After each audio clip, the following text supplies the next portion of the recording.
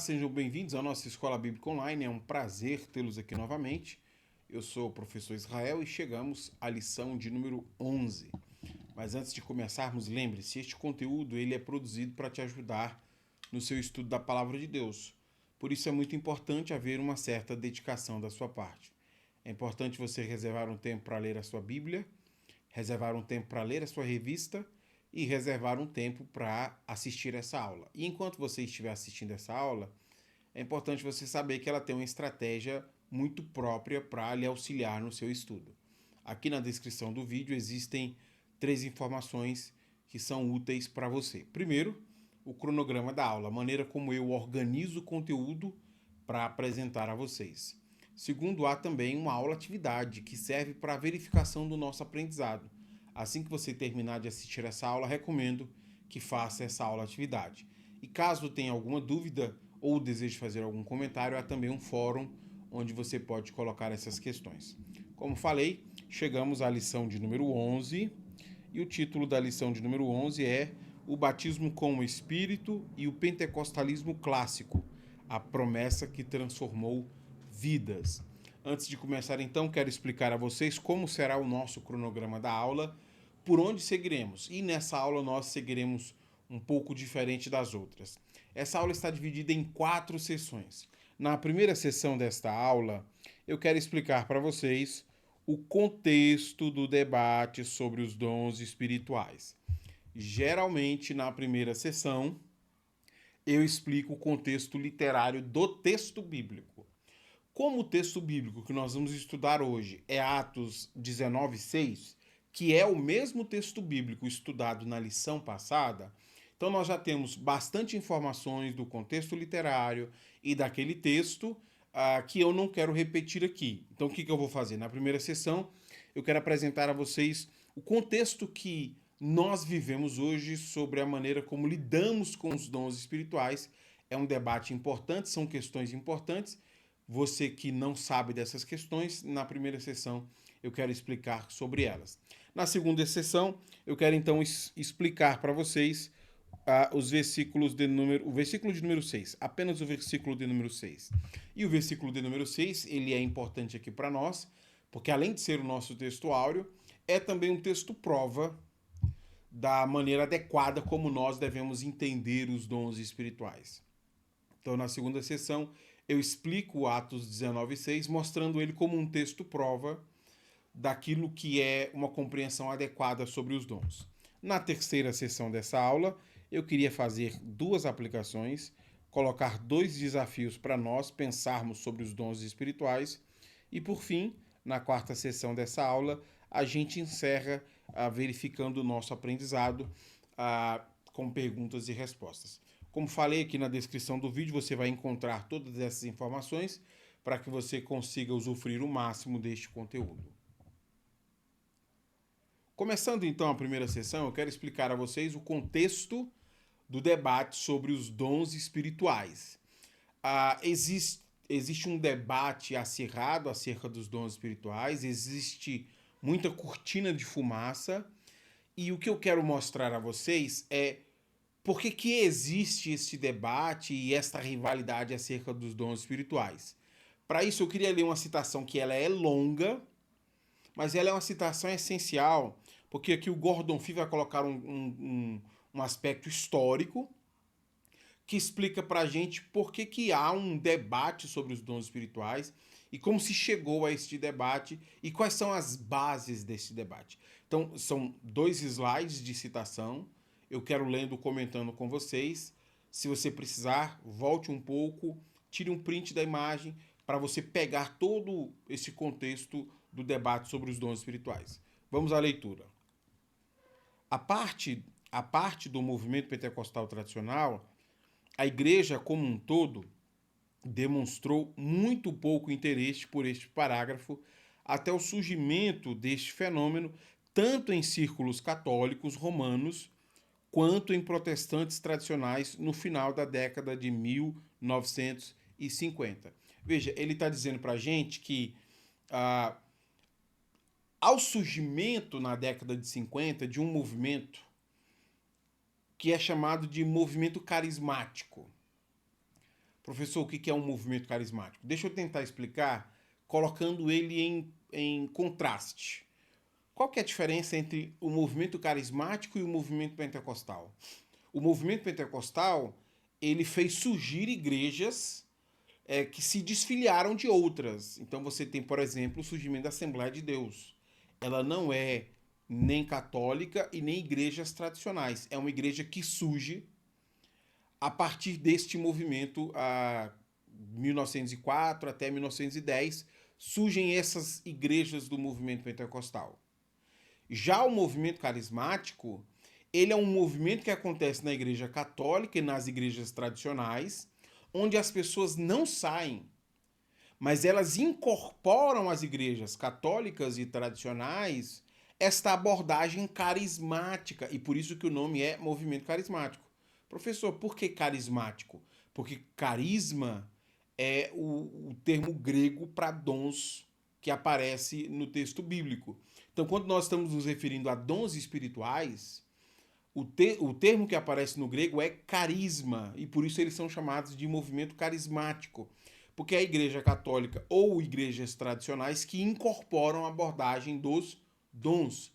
Quando surgem os movimentos carismáticos, na década de 50, que o Gordon Fee está dizendo, surge então essa necessidade de fazer ajustes nas visões teológicas sobre como incorporar, como lidar com os dons espirituais. Ele continua explicando isso para a gente, eu sigo a leitura, me acompanhe.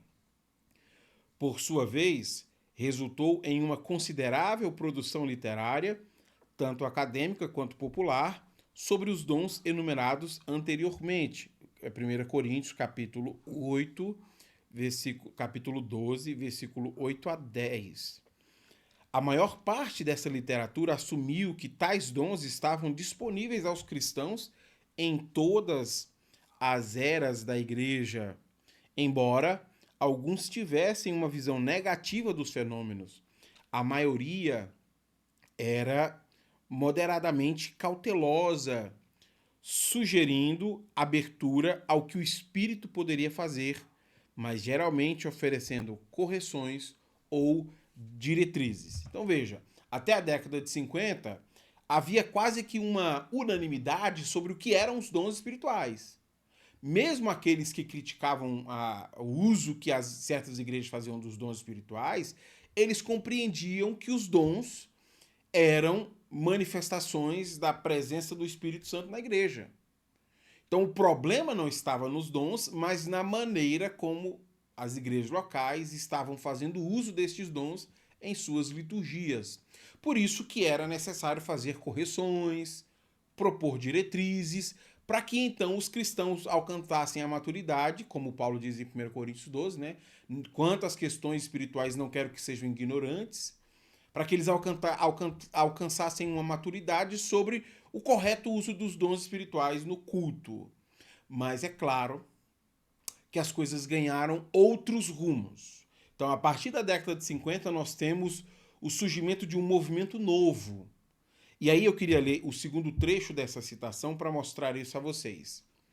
No entanto, também surgiu uma onda de literatura cuja única urgência era justificar a limitação destes dons à igreja do primeiro século. Veja só, depois da década de 50, então, nós vamos ter literaturas que passaram a ser escritas sobre os dons espirituais. Mas essas literaturas, elas não pretendem mais fazer correções ou propor diretrizes para o uso dos dons. Essas literaturas passam a defender a ideia de que os dons espirituais eles haviam se encerrado com a igreja no primeiro século. Na continuidade da citação aqui, nós vamos ver que o Gordon Fee faz uma crítica a este movimento que acredita que os dons cessaram.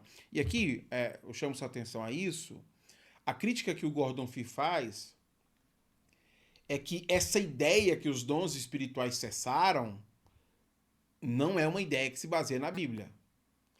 Ninguém chega a essa conclusão lendo o texto bíblico. Uma pessoa que diz que certos dons espirituais cessaram, isso é resultado de um movimento contrário ao movimento carismático e pentecostal. Então, a maneira como certas denominações vão responder é se colocando contrários ao pentecostalismo e ao movimento carismático. Então, além de não ser uma ideia que não tem fundamentação bíblica, se passou então a fazer uma exegese, uma introdução de conceitos ao texto bíblico para tentar defender esta ideia de que os dons cessaram. Eu quero ler aqui então a continuidade para a gente tentar perceber isso aqui. Pode-se dizer de forma justa que a maioria dessa literatura encontrou o que estava procurando e, assim, continuou a rejeitar tais manifestações na igreja. Também pode ser dito com justiça que essa rejeição não se baseia na exegese, mas resulta, em todos os casos, de um compromisso hermenêutico e teológico prévio. Então, veja, além de ser uma ideia que não se defende à luz da Bíblia, que não possui exegese do texto para chegar a essa conclusão, eles levam para o texto os seus conceitos e criam comentários bíblicos, manuais teológicos, para defender esta ideia de que certos dons espirituais cessaram. Apesar de utilizar essa argumentação, que cita textos bíblicos, isso é apenas um mau uso da passagem das Escrituras. Essas pessoas não estão interpretando a Bíblia, mas elas estão reproduzindo ideias que lhes foram adicionadas por um movimento de reação ao pentecostalismo e ao movimento carismático. Aí talvez você esteja me perguntando, professor, se não tem como defender, à luz da Bíblia, que os dons espirituais cessaram, e aqui eu queria explicar isso de maneira mais clara, porque eles até usam um aforismo aqui, eles dizem que não são dons, são certos dons. Nós acreditamos na continuidade dos dons. Então, de que maneira eles dizem que os dons espirituais cessaram? Eu queria mostrar isso a vocês, só para você perceber como é um grande engodo. Eu queria mostrar exatamente com a literatura deles, mostrando a partir da sua literatura como eles fazem essa construção, que é uma adição ao texto, que não tem nada a ver com o que o texto está dizendo, mas que construindo essa argumentação lógica, você passa a dizer que certos dons espirituais cessaram. E eu queria mostrar isso usando aqui um comentário de 1 Coríntios capítulo 12, de alguém que é um desses cessacionistas que acreditam que os dons espirituais cessaram. No comentário ele diz assim: os estudiosos tentam fazer uma distinção entre dons que são temporários ou permanentes, verbais ou não verbais, e importantes ou menos importantes. Uma tríplice e atrativa divisão desses dons é a seguinte: dons pedagógicos, sabedoria e conhecimento, dons sobrenaturais, fé, curas e milagres, dons comunicativos, profecia, espírito de discernimento, línguas e interpretação de línguas.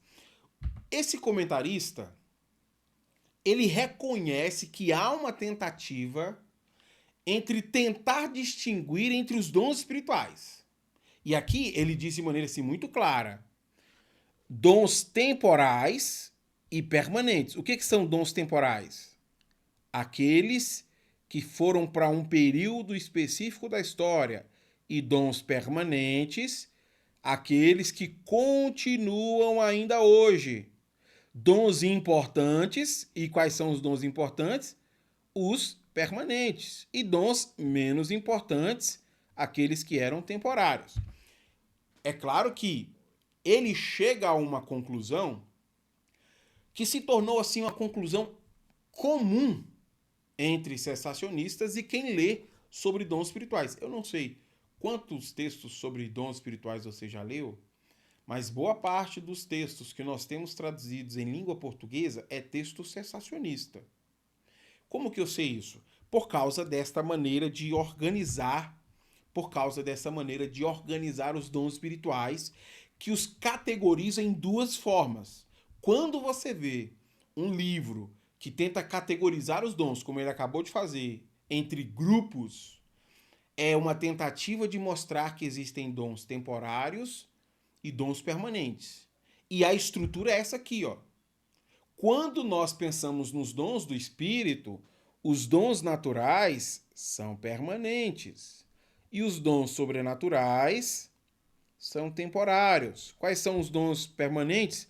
Por exemplo, palavra de sabedoria, palavra de conhecimento. Quais são os dons que cessaram? Dom de cura, poder para operar milagre, profecia, discernimento de espírito. Quando a gente observa uma organização do tipo dessa maneira aqui, dons naturais e sobrenaturais, às vezes a gente pensa que isso aqui é feito para facilitar a explicação. Mas na verdade não é.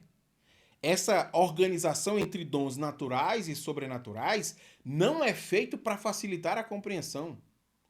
Isso é feito para dividir os dons em categorias e tentar mostrar que existem dons que são naturais e existem dons sobrenaturais que cessaram. Isso mesmo. Os sobrenaturais cessaram. E por isso que o nome é cessacionista. Aí quando você vê uma explicação cessacionista, ele diz assim, não, nós acreditamos na continuidade dos dons, mas dos dons naturais. Os dons sobrenaturais é que nós dizemos que cessaram.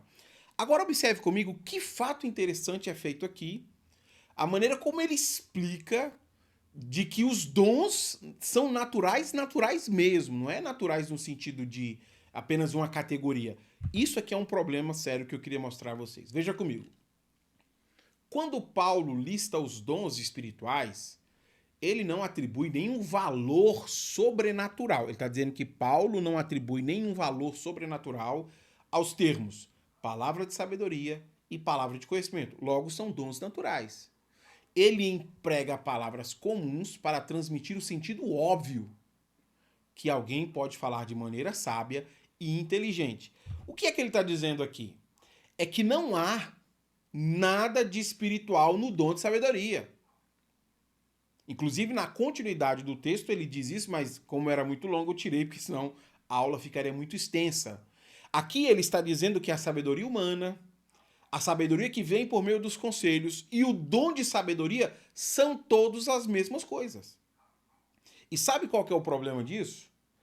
Ele está naturalizando os dons espirituais, mostrando que só existe um tipo de sabedoria. Isso entra em conflito, por exemplo, com os textos de sabedoria. Quando você lê Eclesiastes, você percebe de maneira muito clara que a Bíblia mostra uma distinção entre a sabedoria humana e a sabedoria divina. O próprio texto faz questão de distinguir entre isso. Então, as sabedorias não são todas iguais. E o que ele está dizendo aqui é que o dom de sabedoria é natural, faz parte da humanidade, faz parte do ser humano. Não há distinção entre a sabedoria humana e a sabedoria divina. Ele, no entanto, não tem nenhum receio de afirmar que o dom de sabedoria é uma coisa natural. Está presente nas pessoas. Mas por que dizer que não há nada de sobrenatural naquilo que ele chamou de dom natural? Exatamente para endossar o ponto que os cessacionistas têm feito, que é dizer que os dons sobrenaturais cessaram. Isso é tão normal e tão natural que quando você pega um teste vocacional religioso, lá no teste vocacional religioso tem a seguinte pergunta: qual é o seu dom? Porque na cabeça dos cessacionistas e nas literaturas cessacionistas, dom é uma coisa que nós temos. Então, como é naturalmente nosso, eu, num teste vocacional religioso, eu digo, olha, eu tenho um dom de inteligência, eu tenho o dom disso, o dom daquilo outro. Então, nós tivemos na década de 50 uma quantidade enorme de livros e uma tentativa intensa de criar uma categorização dos dons para mostrar que estes dons sobrenaturais cessaram e que os naturais estão aí. Você já tem esses dons, então use eles. Você já tem. Você já recebeu quando você se converteu. Você já recebeu. E por isso que eles perguntam qual dom você tem. Eu particularmente sinto vergonha quando nós, às vezes, compartilhamos esse tipo de enquete na igreja, porque ele reflete muito o desconhecimento, inclusive nosso, para lidar com os dons espirituais. Nós vamos fazer pesquisas e às vezes nós estamos pesquisando em teologias e não no texto. E aí nós passamos a tratar os dons assim. Eu lembro de ter perguntado um dia pro irmão da igreja sobre dons, e ele falou, não, eu tenho todos. Eu falei assim, mas como você tem todos? Não, depois que eu me tornei cristão, eu recebi todos. E essa ideia da naturalização dos dons tem estado presente na cabeça de muitas pessoas e nos textos. Isso é divulgado aos montes. Mas por que eles fazem isso? O motivo é muito simples. Para provar que os dons sobrenaturais cessaram. Ou seja, lembra que agora há pouco nós lemos o Gordon Fee falando que não tem como provar à luz da Bíblia? Como é que então eu faço para provar que alguns dons espirituais cessaram? Eu vou categorizá-los, vou dizer que os naturais são naturais, ou seja, já estão aí com você, fazem parte da sua vida, e os sobrenaturais, eles foram apenas para o primeiro século, para o trabalho de evangelização. A grande questão que nós temos que perguntar é, mas o que a Bíblia diz sobre os dons espirituais? O que a Bíblia menciona acerca dos dons espirituais? E aí, eu queria mostrar a vocês como essa leitura ela é muito equivocada.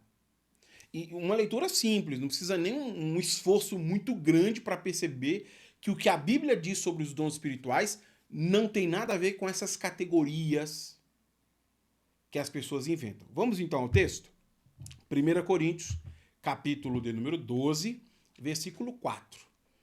Existem tipos diferentes de dons espirituais, mas o mesmo Espírito é a fonte de todos eles. O que é que Paulo está fazendo aqui? Paulo começa dizendo sobre a diversidade de dons espirituais que estão disponíveis à igreja. Não existe apenas o dom de línguas ou o dom de profecias. Outro ponto. Apesar de serem muitos os dons espirituais, todos os dons vêm da mesma fonte, o Espírito. Se os dons são distribuídos pelo Espírito, isso significa que nós não nascemos com nenhum dom espiritual.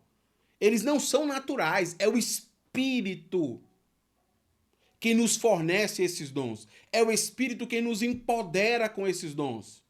Se nós desejamos ter esses dons, nós devemos pedir ao Senhor que nos dê essas dádivas. E veja como isso é reiterado aqui, e eu acho que este ponto ele é um pouco mais importante, porque preste atenção nessas palavras e eu queria colocá-las de maneira gráfica a você. A um, o Espírito dá a capacidade de oferecer conselhos sábios. A outro, o mesmo Espírito dá uma mensagem de conhecimento especial. A um mesmo, o Espírito dá grande fé. A outro, o único Espírito concede o dom de cura.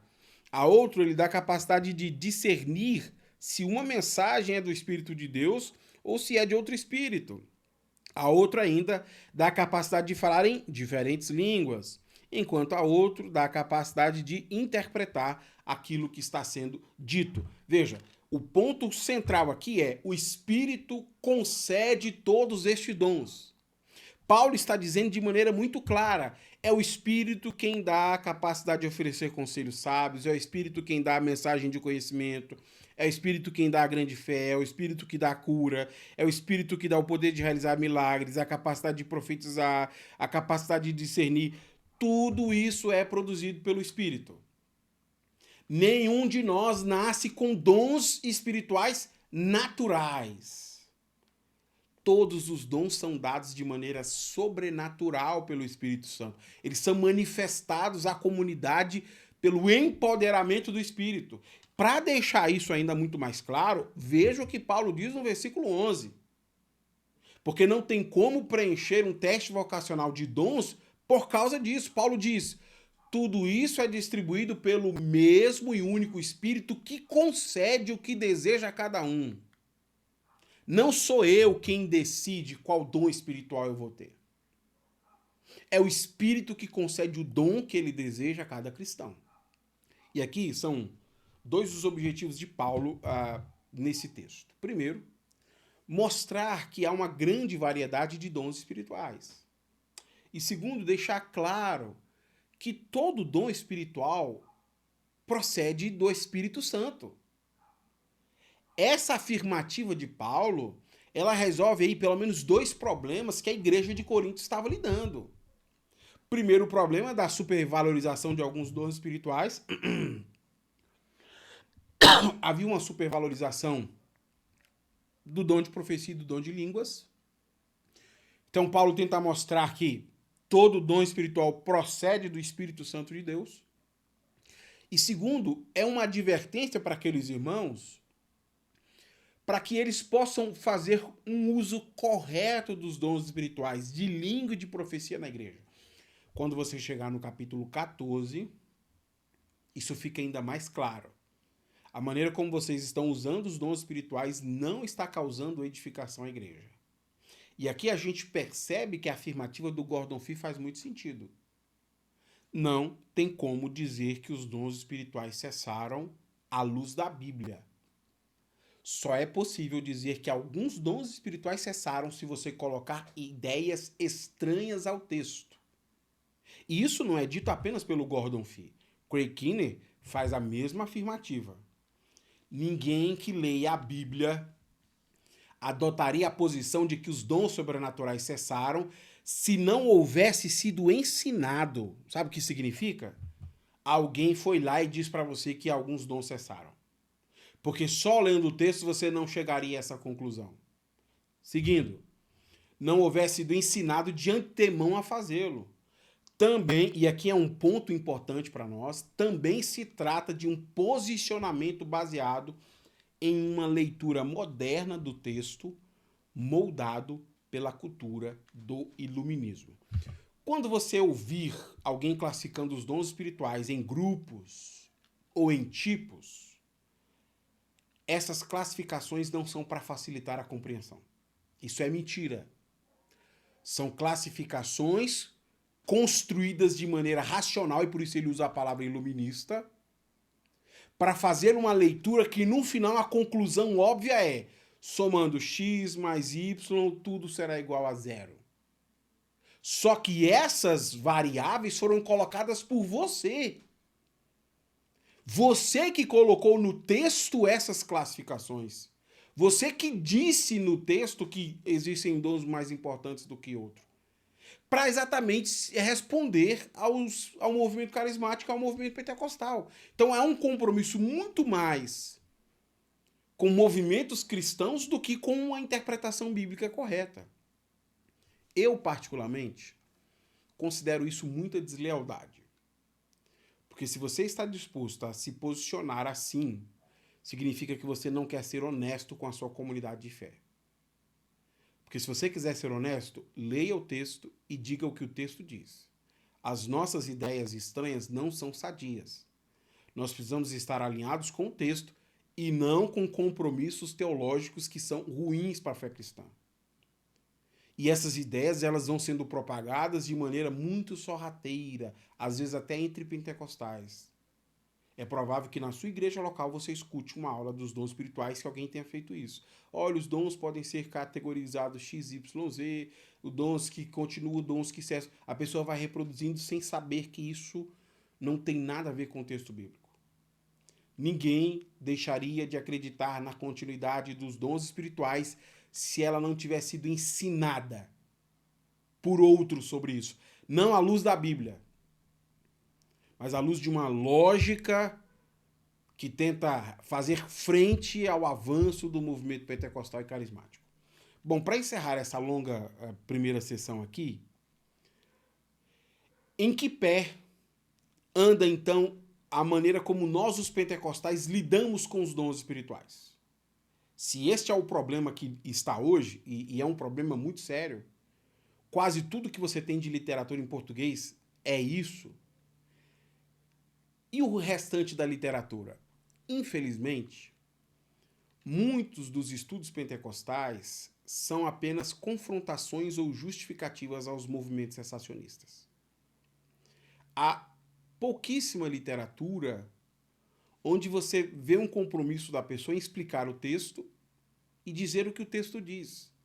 Muitas vezes nós estamos apenas respondendo a argumentos que nem são bíblicos. Como responder o cessacionismo? Não tem resposta.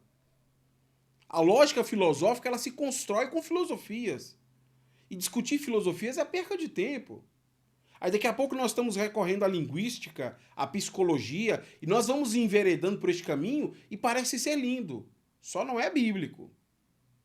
Então não tem como confrontar isso, porque falta o quê? Exegese bíblica. Não tem como chegar a essa conclusão por meio do texto. E aí, em muitos casos, nós estamos usando o texto para confrontar ou justificar, quando, na verdade, nós deveríamos usar o texto para estimular as pessoas a buscarem este revestimento. E por isso que eu reservei a primeira sessão para mostrar o problema a vocês. Porque se o cessacionismo não tem base bíblica, nós não deveríamos nos preocupar com eles. O que nós deveríamos nos preocupar é ensinar o que a Bíblia diz sobre os dons espirituais, acreditando que o que a Bíblia diz é verdade. O nosso Senhor Deus edifica a sua igreja por meio dos dons espirituais, que preparam a igreja para o momento em que ela se encontrará com o Senhor Jesus Cristo. Começando a segunda sessão, eu quero então explicar a vocês Atos 19:6, que é um texto prova que coloca certas coisas no seu devido lugar sobre a maneira como lidamos com os dons, tanto o movimento de reação, no caso o cessacionismo, quanto o movimento de justificativa, que são aqueles que ficam horas e horas tentando debater ideias filosóficas. Eu acho que o versículo 6 é um texto prova que mostra pra gente que há embasamento bíblico suficiente para nós acreditarmos no que a Bíblia diz. Veja então comigo. Atos 19:6. Paulo lhes impôs as mãos e o Espírito Santo veio sobre eles. E falaram em línguas e profetizaram. Bom, como eu disse na primeira sessão, a aula passada eu expliquei o contexto literário e expliquei esse texto. Se você não assistiu, eu recomendo que você assista para você ter uma visão correta dessa passagem. Então, o que eu disse lá eu não vou repetir aqui. Se você não assistiu, pode parar agora, assiste lá e volta de onde você seguiu para você entender essa explicação. Seguindo com a explicação, João havia pregado e na sua pregação ele fez uma promessa que Jesus viria batizando com o Espírito. O que os discípulos de João estão vendo acontecer aqui é o cumprimento da promessa que foi feita por João.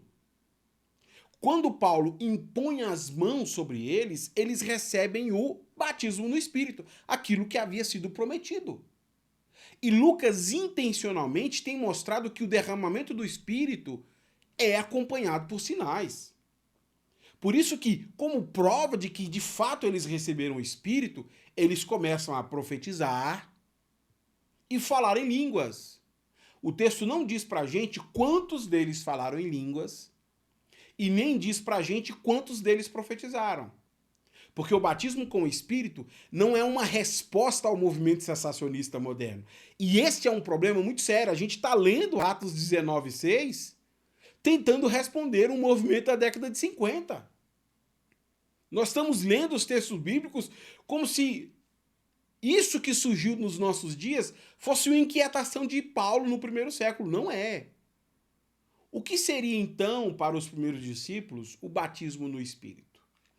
E batismo é uma metáfora utilizada por João e no começo de Atos dos Apóstolos para dizer que houve um contato da pessoa com o Espírito Santo. Então, batismo com o Espírito é a metáfora líquida, como o Kinner diz, que fala sobre este contato da pessoa com o Espírito. Quais são as evidências de que uma pessoa entrou em contato com o Espírito? O comentarista diz o seguinte para a gente, leia comigo. Essa manifestação corresponde à expectativa de que a recepção do Espírito seria algo perceptível de imediato. Receber o Espírito é algo perceptível. Os efésios deveriam saber se de fato receberam o Espírito quando creram. Seja por dons espirituais iniciais ou por uma experiência posterior. Isso aqui é importante, porque o que ele está dizendo aqui é que nós não podemos limitar a manifestação do Espírito à nossa preferência teológica. Toda pessoa que entra em contato com o Espírito Santo verá o Espírito Santo produzindo as obras mais variadas em sua vida. Por exemplo, o primeiro contato que nós temos com o Espírito foi quando o Evangelho nos foi pregado. E o Espírito confirmou essas verdades do Evangelho em nosso coração. O testemunho interno, como é chamado pelo Wesley. O testemunho interno do Espírito é um primeiro batismo. É o primeiro contato. Mas nós temos outros contatos com o Espírito, como, por exemplo, a vida de santificação. O Espírito Santo produzindo em nós a força necessária para a gente obedecer à lei do Senhor. Isso é santificação produzida pelo Espírito. E nós também vemos a ação do Espírito na maneira como o Espírito Santo se manifesta na liturgia, produzindo dons espirituais que edificam a igreja. Eu citei 3 exemplos. Ou seja, a experiência com o Espírito não pode ser resumida em uma única manifestação. O Espírito Santo é uma experiência que produz muito mais do que aquilo que nós estamos olhando. Mas por que então que há tantas discussões?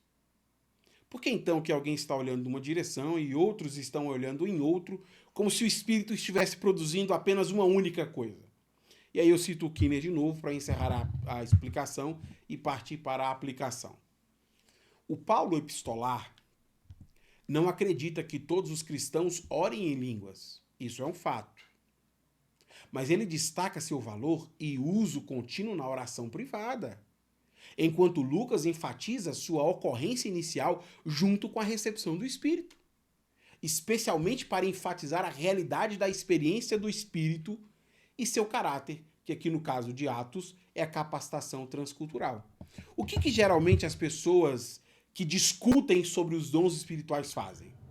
Elas vão selecionar as passagens bíblicas favoritas sobre os dons, ou para defender uma ideia ou para defender a outra. Porque na cabeça dessas pessoas tem que ser uma racionalização onde o batismo com o Espírito só pode ser uma coisa. Um comentarista disse de maneira muito precisa que o nome apropriado para isso seria batismos no Espírito e não batismo. Por quê? Porque as experiências que nós temos com o Espírito Santo são mais de uma. Não se resume a uma única. Nós não podemos resumir aquilo que o Espírito Santo está fazendo no corpo de Cristo, na igreja, em apenas uma experiência. E este é um problema dos dois lados, tanto dos cessacionistas quanto daqueles que estão lutando contra eles. Vimos aqui em Atos, capítulo 19, versículo 6, que o Espírito Santo faz muito mais do que uma coisa só. Quando o Espírito veio sobre aqueles 12 discípulos de João, houve línguas estranhas, mas também houve profecia. Não foi só línguas estranhas, não foi só profecia. As duas coisas estavam ali. Porque o Espírito está agindo na igreja de maneiras diferentes, produzindo o mesmo resultado. Isso aqui é importante para nós, porque neste momento nós precisamos fazer uma confissão que eu lembro de ter lido no Dr. Lloyd Jones, que é maravilhosa. Nós cremos no Espírito e nos dons do Espírito Santo, não porque os pentecostais creem no Espírito ou nos dons do Espírito Santo. Nós cremos no Espírito e nos dons do Espírito Santo porque a Bíblia diz sobre o Espírito e sobre os dons do Espírito Santo. Então a nossa fé tem que estar no texto e não pode ser uma reação a esses debates que são inúteis. Aquilo que Paulo disse a Timóteo, eu repito a você. Não gaste tempo com discussões inúteis. Discutir filosofias e estruturações simplesmente não acrescentam nada à fé. Se nós queremos produzir o resultado adequado, pregue a palavra. Ela é suficiente e tem uma aplicação na aula passada onde eu falo sobre isso. Falando em aplicação, eu começo agora a terceira sessão. Eu queria fazer 2 aplicações. Como esse texto bíblico nos desafia hoje a considerarmos a maneira adequada como devemos lidar com os dons espirituais e com o batismo com o Espírito Santo, onde o conceito de batismo é experiência com o Espírito nas suas manifestações mais diversas. Primeira aplicação. Há consequências devastadoras quando naturalizamos os dons espirituais ou apagamos o espírito. Uma primeira aplicação é para essas pessoas que tentam naturalizar os dons. Veja, naturalizar os dons tem causado uma confusão muito grande dentro da igreja. Quando a gente trata os dons como habilidades naturais, nós acabamos criando uma certa apatia, um certo desinteresse das pessoas em buscar os dons espirituais. Sejam cheios do Espírito não é um anseio de ser revestido de poder, mas parece muito mais um anseio de ler mais textos. Então, alguns leem sejam cheios do Espírito como, olha, lê todos os livros da sua biblioteca e aí você será cheio do Espírito. O Espírito tem se tornado cada vez mais um conhecimento abstrato que está na cabeça das pessoas. Elas têm conceitos sobre o Espírito que não fazem o menor sentido na prática, porque são conceitos abstratos. E aí eu queria dar a vocês um conselho que é um conselho de Paulo. De Paulo. E é um texto difícil de ser lido e explicado por um sensacionista. Professor, tem como saber o quanto eu tenho sido influenciado pelo sensacionismo? Tem. Esse é um texto que eu quero ler para aconselhar você. Eu não leio para ofender ninguém, mas eu acho que é um texto que a gente precisa lê-lo com a devida atenção. O texto diz assim: não apaguem o espírito, não desprezem as profecias, mas ponham à prova tudo que é dito e fiquem com o que é bom. Você já viu o quanto que esta passagem é mal interpretada? Alguém diz assim, eu posso ler o que eu quiser, porque a Bíblia diz, examine tudo e guarde o que é bom. Não, o texto está falando sobre profecia. Quando você ouvir uma profecia, examine a profecia. E fique com aquilo que é bom, porque o exame da profecia é bíblico. E por que essa é uma passagem tão difícil de ser explicada por algumas pessoas? Porque Paulo diz aqui, não apaguem o espírito. O que significa apagar o espírito? É aqui que está o desafio. Apagar o espírito com certeza é não ser dizimista. Com certeza é praticar um pecado. Com certeza é frequentar certas igrejas. Sabe o que isso significa? Que você está trazendo para o texto ideias estranhas ao texto. Porque apagar o espírito significa desprezar as profecias. Isso aqui é um ponto importante. Quando nós desprezamos os dons espirituais, nós estamos apagando o espírito. Quer ver um teste simples para isso? 1 Coríntios capítulo 12. Você consegue imaginar a confusão que as línguas estranhas estavam causando na igreja? Paulo vai gastar o capítulo inteiro para orientar isso e usa 3 ilustrações muito claras. Mas apesar deles não conseguirem fazer bom uso dos dons espirituais, lá no final do capítulo, antes de apresentar a justificativa porque alguém deve buscar um dom espiritual, que é o capítulo 13, antes de chegar no finalzinho, Paulo diz assim, não proíbam ninguém de falar em línguas. Porque quando nós tratamos os dons espirituais assim, nós estamos apagando o espírito. A consequência da naturalização dos dons espirituais é termos uma congregação que apaga o espírito.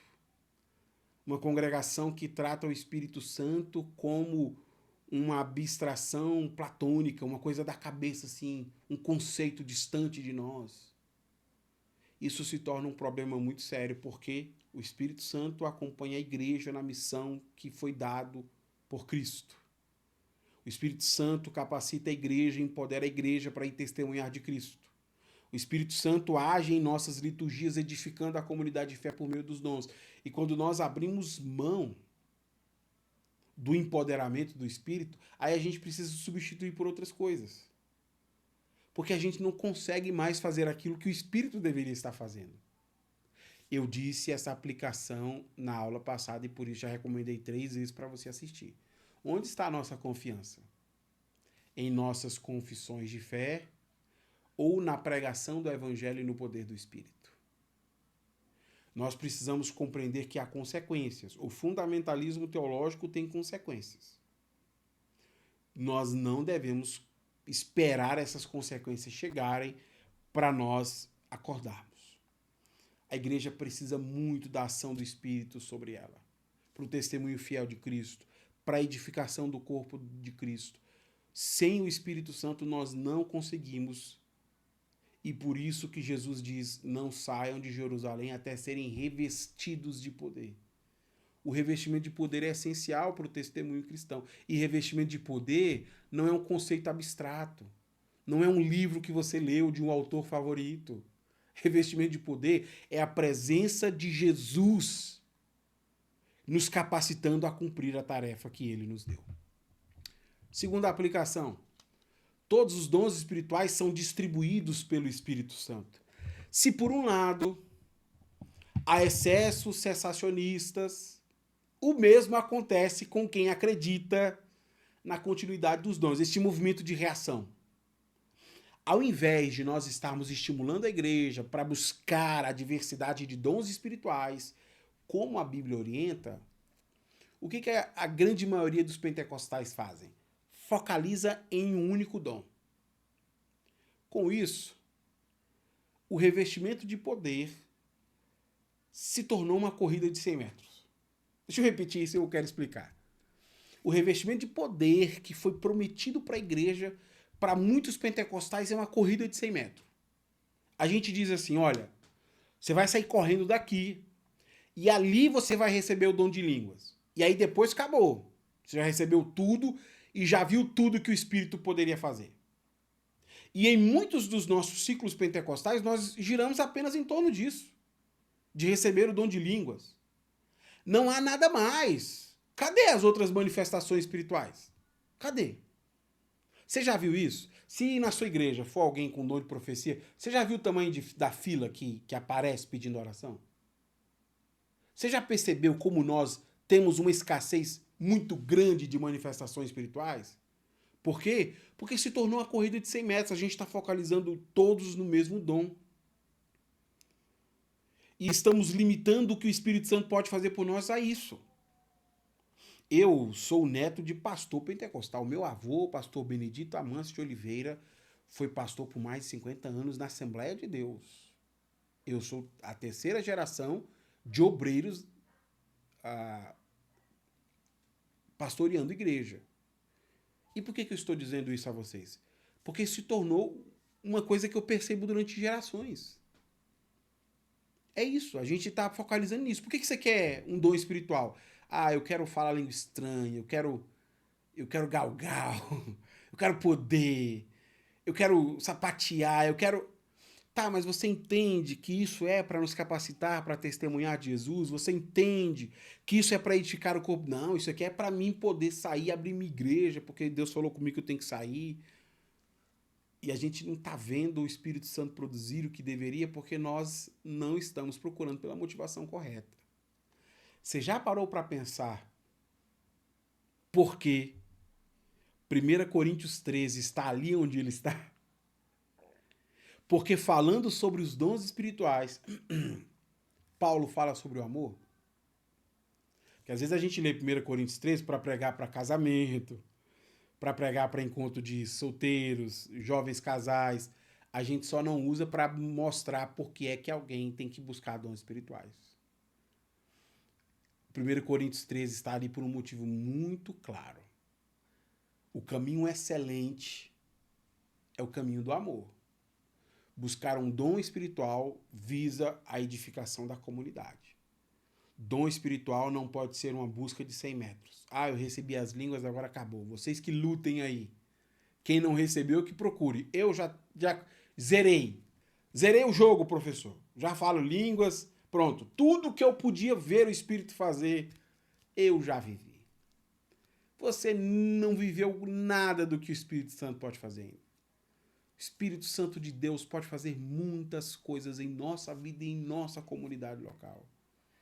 Ainda muitas pessoas que não foram alcançadas por Cristo. Ainda muitas comunidades locais em problemas que precisam da edificação. E nós precisamos estar abertos a tudo aquilo que o Espírito Santo pode fazer numa comunidade de fé. Para encerrar essa lição, eu queria fazer então a nossa avaliação do aprendizado.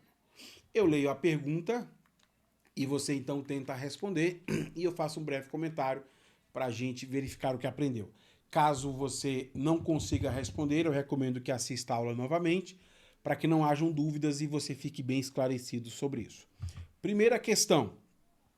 No final da década de 50, surge um movimento que passa a dar ênfase aos dons espirituais. Esse movimento é assim identificado. Como é identificado o movimento que surge aí na década de 50? O nome desse movimento é carismático, né? Igrejas católicas e tradicionais que passam a dar ênfase ao carisma, aos dons espirituais. O movimento pentecostal é anterior a isso. E o movimento pentecostal, ele se desvencilha das igrejas tradicionais. Ele não é católico, ele não é tradicional. São novas igrejas que surgem e por isso que é chamado de movimento pentecostal, igrejas pentecostais. Os carismáticos surgem depois, que são essas pessoas que se mantêm nas suas igrejas, mas que agora vão dar uma ênfase toda especial aos dons espirituais. Segunda questão. Para responder o avanço do movimento carismático, surgem literaturas que não pretendem fazer correções ou propor diretrizes para o uso dos dons espirituais, mas dizer que isso aconteceu com alguns dons. O que os movimentos que tentam reagir aos carismáticos dizem sobre alguns dons espirituais? Tentando responder ao avanço carismático, usando uma lógica iluminista, não bíblica, porque o fundamentalismo, apesar de prezar pelos fundamentos, ele não usa a Bíblia, mas lógicas filosóficas, ele organiza os dons em categorias para dizer que alguns dons cessaram. E segundo essas pessoas, os dons que cessaram são os dons que eles mesmos identificaram como sobrenaturais. Não é a Bíblia que chama de sobrenatural, porque todos os dons são do Espírito. Logo, todos são sobrenaturais. Então, este grupo é chamado de cessacionista, e aqui no caso a palavra é cessaram. Terceira questão. A ideia de que os dons espirituais cessaram se organiza em torno da classificação dos dons espirituais em dois grupos. Então, para defender que os dons espirituais cessaram, eles categorizam os dons em dois: dons sobrenaturais e dons naturais. Muito bem, é isso aí. Dúvida? Volta, porque tá molezinha essa atividade, não tá? Vamos para a próxima? Tá fácil. 4. Lendo este livro, não é possível adotar a posição de que os dons sobrenaturais cessaram. Qual livro que ao ler nós não vamos... esqueci de colocar a questão. Qual livro, ao ler, nós não vamos chegar à conclusão de que os dons sobrenaturais cessaram? A Bíblia. Você pode ler a Bíblia do jeito que você quiser. A Bíblia não tem. O que você precisa são argumentos externos à Bíblia. Uma construção filosófica do tipo, os dons começaram no primeiro século, mas quando você chega no finalzinho já não tem mais. Em Mateus, Marcos, está ali os dons. Quando você chega em João, não tem mais. Aí você lê 1 João capítulo 2 e descobre que não é verdade. É uma construção filosófica. Não, porque existem dons naturais. É tudo construção. Porque lendo a Bíblia, apenas com a Bíblia, você não chegaria a essa conclusão. Quinta e última questão. A confirmação de que eles receberam isso aconteceu quando eles começaram a falar em línguas e profetizar. O que eles receberam e como prova de terem recebido isso, eles começaram a falar em línguas e profetizar. O Espírito, é claro, né? A intenção de Lucas é mostrar que, de fato, o Espírito Santo que havia sido prometido está com a igreja. E por isso que ele tem dado ênfase a essas manifestações sobrenaturais. Para mostrar que não é um conceito da cabeça. Não é uma confiança. É perceptível. Quando o Espírito Santo foi derramado, de fato, há manifestações sobrenaturais. Toda a experiência com o Espírito produz resultados. Salvação, para aqueles que creem no Evangelho. santificação para aqueles que obedecem às ordens do Evangelho, edificação para uma igreja que usa os dons espirituais. Bom, fica assim a nossa questão: carismáticos cessaram, naturais, Bíblia e Espírito. Eu espero muito que este conteúdo tenha ajudado você. Aqui embaixo você vai encontrar a cruzadinha para você procurar essas 5 palavras. Se Deus nos permitir, na semana que vem nós nos encontramos aqui para seguir com a nossa Escola Bíblica Online. Até lá, então.